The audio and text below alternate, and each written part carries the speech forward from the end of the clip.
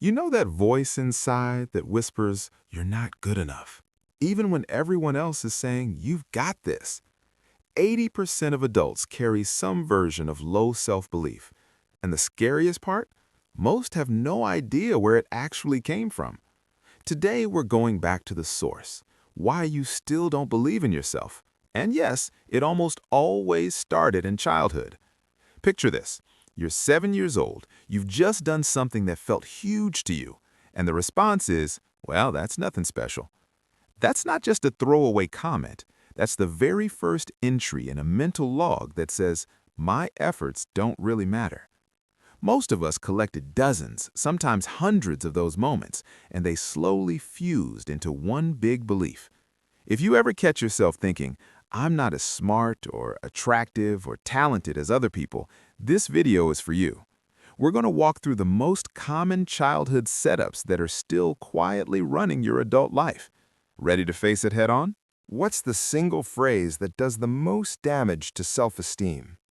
You could do better, or is that the best you can do? 9 out of 10 parents say some version of it at least once a week. And what the child actually hears is, what I did is never enough. This isn't about laziness or bad parenting. It's about building the foundation of self-worth. When you could do better shows up more often than I'm proud of you, the brain learns my value depends on performance, not on who I am. That's exactly why so many adults freeze before starting anything new, terrified it won't be good enough. Why do kids of highly anxious parents so often grow up with shaky self-esteem? Because parents don't just pass on genes, they pass on their own relationship with themselves.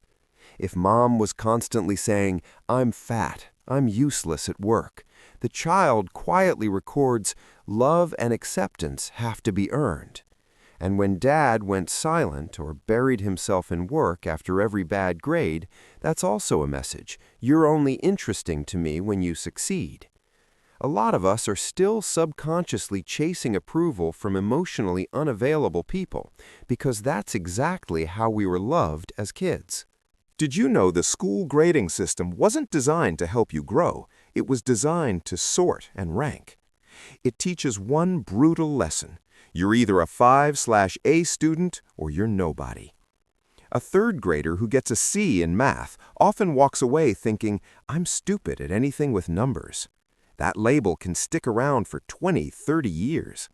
Now add public humiliation at the blackboard, being held up against the top students. Comments like, well, no surprise, it's you again. A child doesn't think, the teacher's in a bad mood. They think, there's something wrong with me. That's why so many grown-ups panic at the thought of speaking in front of people. The old-school terror of everyone's watching and judging never left. Remember being compared as a kid? Look at Masha, she's already reading. And you? That wasn't innocent motivation. That was a direct lesson in measuring your worth against someone else's scoreboard. Today, you open Instagram and the exact same program runs on autopilot. The worst part? Even when you're objectively ahead in something, the comparison filter still finds where you lost. Because it was wired in childhood, I'm not enough unless I'm first. As long as that filter is running, real self-belief keeps leaking out. There is a psychological term, core beliefs. They lock in between ages 5 and 9 and stay almost unchanged unless you deliberately work on them. The most common ones sound like this. I'm not good enough. I'm not lovable the way I am. If I show weakness, people will reject me. Every time you avoid risk, brush off a compliment, or feel terrified to ask for help, one of those childhood beliefs is probably talking. It feels like your own voice, but most of the time is just an echo of someone else's words. Neuroscientists have shown that emotionally charged repeated phrases in childhood literally rewire connections in the amygdala and prefrontal cortex. The brain learns being myself equals danger. That's why even trying to show up triggers stress and the urge to hide. Another fact, People with chronic low self-worth show lower activity in the brain's reward centers even when they receive genuine praise. A compliment literally doesn't feel good. The brain discounts it automatically. This isn't a character flaw. It's neuroplasticity that got shaped early. And yes, it can be reshaped as an adult. First and most important, stop waiting for the inner critic to shut up. It won't. You have to learn to talk back. Next time you hear "you'll never pull this off," pause and ask, wait, is this really me talking? Or is this mom's voice, the teacher's voice, or that classmate from 4th grade? Second step, collect tiny counter-evidence. Not, "I'm going to become a millionaire," but "today I'm sending that one scary email I've been avoiding." Every small win rewires the pathways. Third, stop comparing yourself to highlight reels. Compare yourself to yesterday you. That's the only fair fight. And finally, give yourself permission to be good enough, even with flaws and mess-ups.